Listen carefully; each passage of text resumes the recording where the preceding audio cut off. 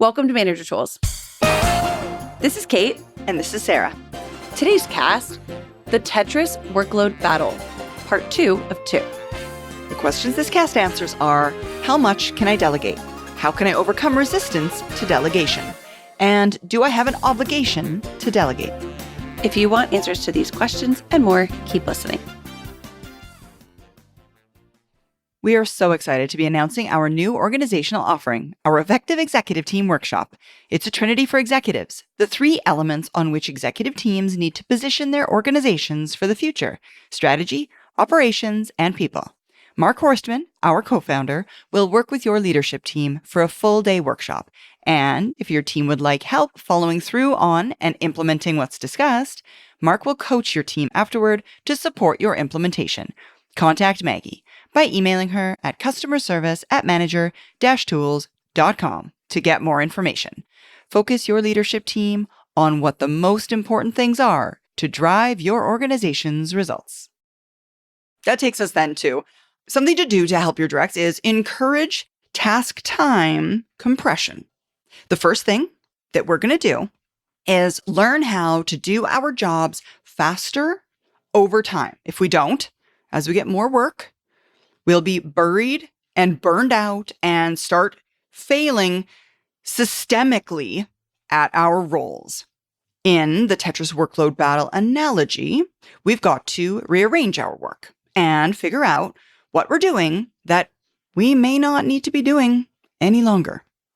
If you're a manager, you have 3 options, right? You could automate, eliminate, or delegate. And in this case, it's not maybe full automation. Maybe you can't send it to AI. However, there is a form of automation light, I suppose I think of it as, which is you constantly trying to figure out how you can save time on your work. I encourage you to measure how long some of your tasks take and then try different ways to shorten that time span. You're the one doing the work. So we assume you know better how to do this than we would. That said, you can tell your directs, if you need help, schedule time with me and we'll go over your workload and perhaps I can make some suggestions. Definitely, I have found that if you ask your directs to go through their workload with you and the amount of time they spend on each a week, you will discover there are some things that they are spending so much time on and it will baffle you. And maybe not even the task, Kate, in my experience. Sometimes we knew they were doing that task, but the quality standard which they're applying to the fulfillment of that task is way, way, way, way, way more accurate than we ever wanted or cared about. And that's the problem, right? We're aware of that task. We know it's being done, but they're doing it to an overkill degree. And we're like, oh, dude, I just need like a draft 1. Yeah. And so you'll learn those kinds of things. Yeah. If you've never taken stock of what tasks you do and how long they take, now is the time. And ask it of your directs as well. You can just keep a time log and see what you can do to compress your existing workload into less time. Even myself, who I find I calendar most of my work by subject, I suppose is the way to describe it. So there are blocks in my calendar of do this today. For example, today I had in my calendar to write newsletters. And I will say I had an hour in there, and sometimes it does take an hour, but today it didn't, which was great. And you need to know what you're doing every week. I'm baffled by how often people don't. And you need to know how much time all those things takes. And okay, some of the people listening will say, it can't be done. I can't go any faster. And not only is that very unlikely to be true, it's not an option. Yeah. It doesn't matter. Be done. Right. Self-imposed deadlines can help enormously. Set a deadline then that on your work, on this part of your day, that's shorter than what you might normally allot. Focus hard. Try to beat your best time. Put your phone on Do Not Disturb. More work is coming. Let's be able to meet it without groaning about the deluge by seeing if we can engage in some compression here. And it's interesting. At some point in my career, I started doing this kind of naturally before I became a manager, I think. I find too, sometimes I am frustrated with tasking I assumed would be faster. I assume that other people, they think it'll take longer. And so they're not frustrated when it takes a long time. But for example, I was working on something this weekend, like for a friend, and really thought, oh, I could get that done in 3 hours. Mm-hmm. Was very frustrated when it took like 8. Ooh, ow. To be fair, it was a lack of crafting supplies that were, I did not have a paper guillotine, which was Oh, yes. 100%. Many of us haven't one of those at our house. I actually borrowed someone's. My point is, I am constantly frustrated by how much time things take. And I'm not sure that many people feel that way. I agree. But I think the analogy I use for the shrinking of time, Kate, is, isn't it funny how much things we can all get done just before vacation? I mean, what I'm saying is we're all capable of shrinking our time. We all do it just before we leave on vacation. I mean, how many times have you heard somebody in your organization, you yourself may have even said, oh my gosh, I got so much done these last 3 days before vacation. And that's why. It's because you only had 3 days. You shrunk the amount of time that was available for those tasks, and you burned through those tasks. And it's that same concept. We're all capable, usually, of burning through things more quickly, but there's not the same urgency as there is before vacation. So applying that urgency increases the likelihood that things will get done more quickly. Yes, you can do it. You can do it. Exactly. So that's our automate Yes. light. Exactly. Automate light. Now, another one of the options that you could apply to the situation is encouraging delegation to the floor. Something else that you can do is, folks, just simply not do some of the things that you do now, which sounds incredibly risky to some people, but is not really that risky. Take a look at what you do and make a decision about what is least valuable versus what is most valuable. And then those things that are the least valuable, just don't do it. We have previous guidance on this for both managers and for individual contributors. Licensees, you can find links to that guidance, those previous podcasts about delegation to the floor, the activity, at the bottom of this set of show notes. I have to say, this is one of the places where I start to worry that my brain works fundamentally different from other people's. My favorite thing in the whole wide world is one less thing to do. How is it that people don't do this all the time? Delegation to the floor. Like, I'm just not going to do this thing, because genuinely, my favorite thing in the whole wide world is one less thing to do. It baffles me. Kate, I really think this comes from just having talked to managers and professionals and individual contributors for so long as we have.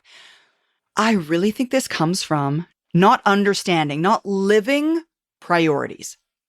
If you're not really sure what your most important thing is versus your least important thing, I think it's a little terrifying to live in this world of, well, I don't know what's more important.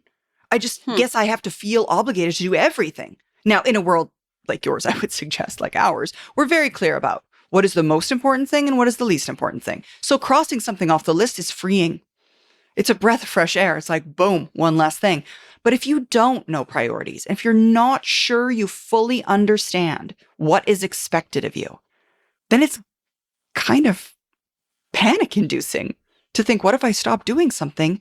I get in trouble for it. Because that's always the thought, right? It's, yeah, maybe. If I delegate something, I could get in trouble for it.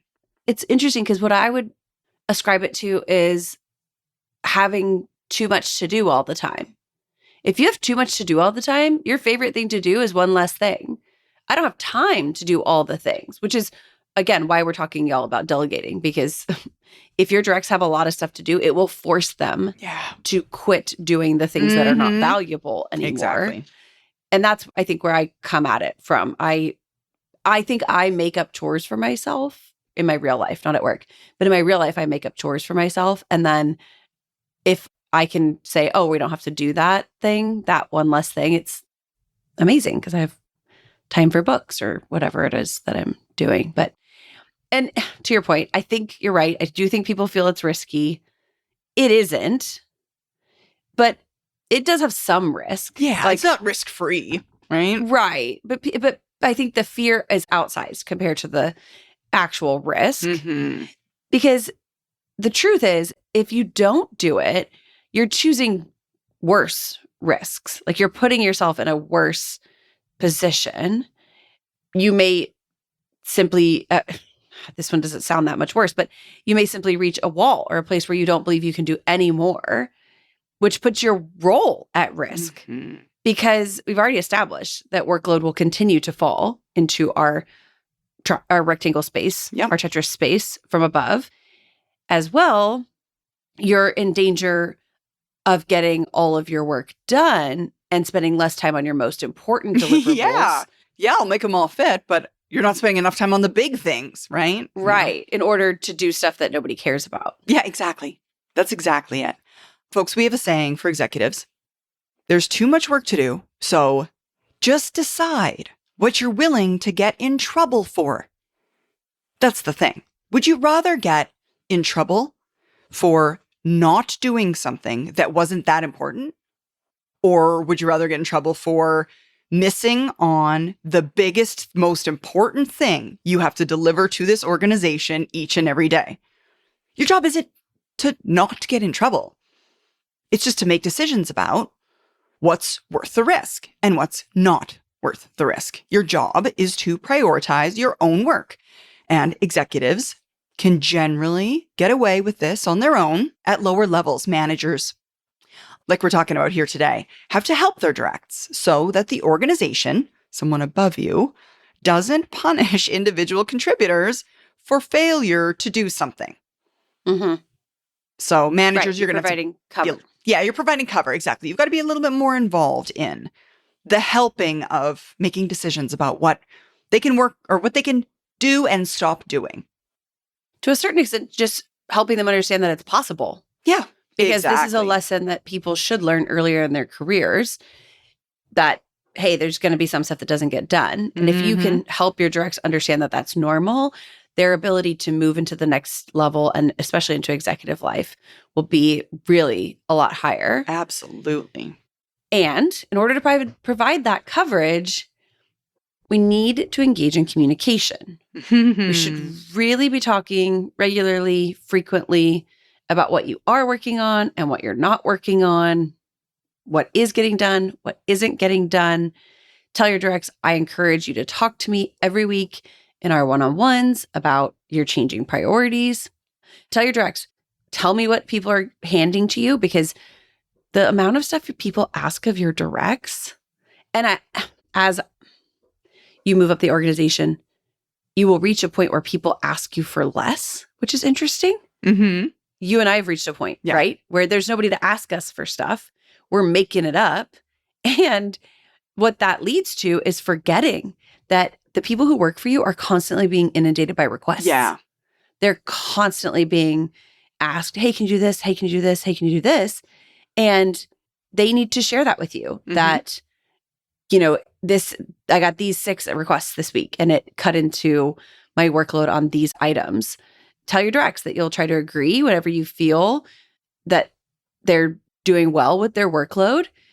If you disagree, talk to them about it, figure out a work plan that you and your directs can live with, and tell your directs, hey, don't just drop a bunch of work without communicating it. Yeah. Let me know. Please tell me. I'll do everything I can to defend your position and support you.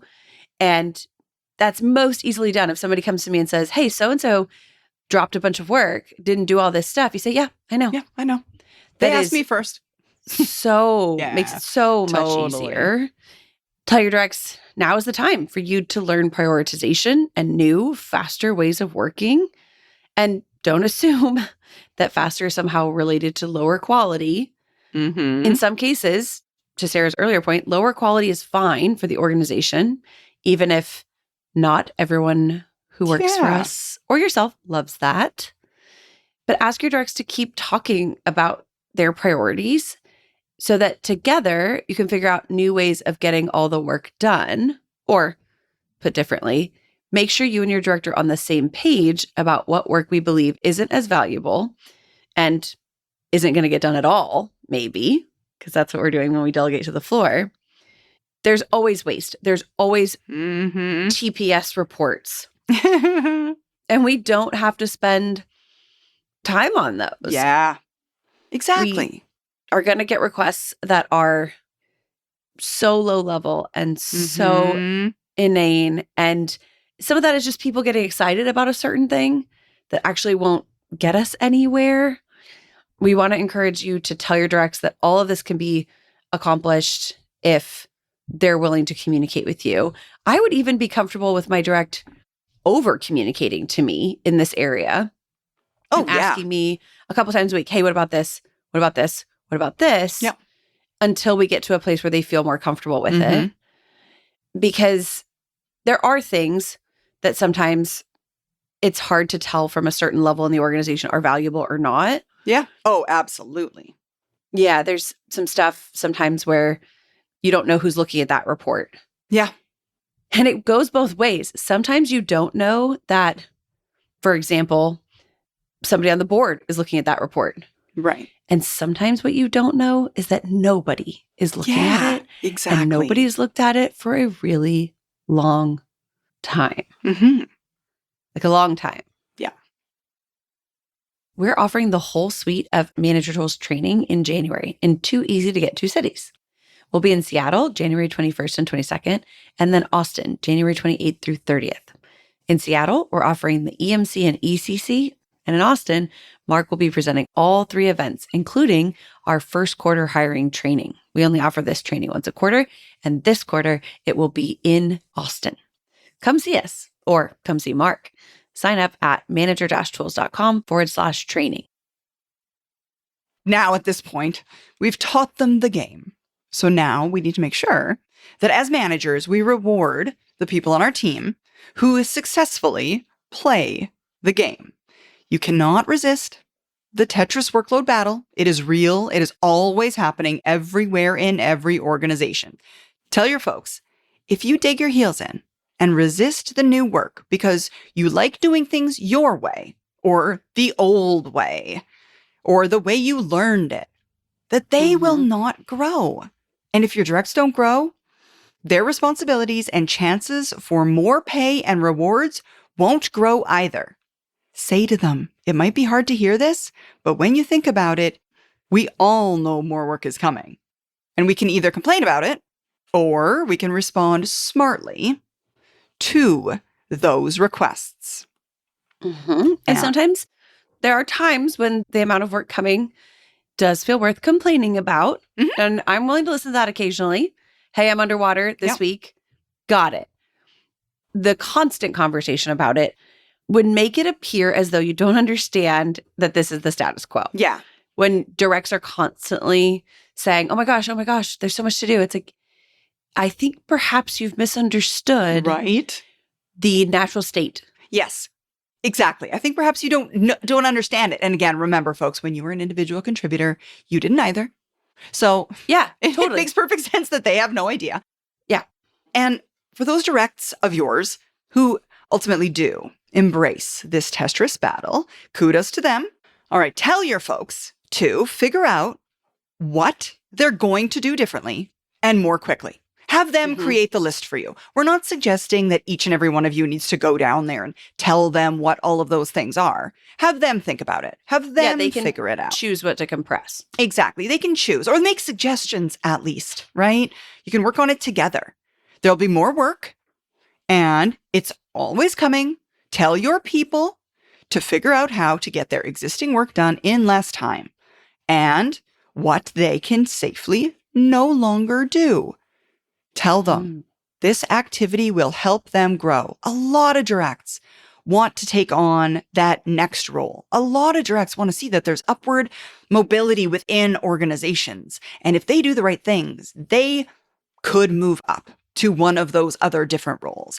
And if they engage in these activities, they will grow. And if they grow, you will reward them for it. If they win the game, if you will, the Tetris game, You'll ask them to do the things that you do, which will prepare them for even more responsibility, more compensation, and more job security within the organization. The reward is the next role. Yeah, the reward is you get to be what you want to be when you grow up. That's the reward, which is a pretty good reward. Agreed.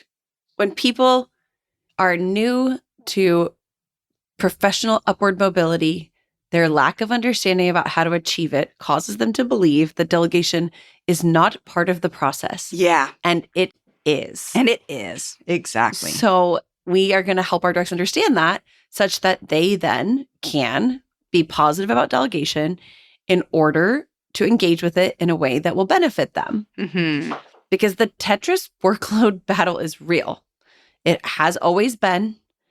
The historical response of so many to complain, to resist, to gripe doesn't work. And frankly, causes for more negativity in the workplace about the normal things that are happening. Yeah, that's the thing. It's all normal. It's like shouting at the rain. Right. Because Yeah. companies are built this way for a reason. We're not in charge of that fact. And if we think about it as a game, we can win this game by playing intelligently. Yeah. Oh, dude, I love what you just said. We're not in charge of that fact. You're totally right. We're not. It exists. So we can be mad about it if we want, but it doesn't change reality. So you might as well embrace reality and go with it. Figure out how to win it, because unfortunately, a lot of people around you don't understand that this is the way it's done. Which actually means it's not that hard to be the best person at the game. Because most people are just complaining about the game, hoping it'll go away. And it's not going away. It's really not. As opposed to saying, oh, this is a game, and I could just play. Right. If I do this, this, this, and this, I win. And that's exactly it. Now you win. You're welcome. You're welcome. Thanks for joining us, everyone. That's it this week, y'all. We'll be back after the holiday break with some new topics. Bye, y'all. Bye, Kate.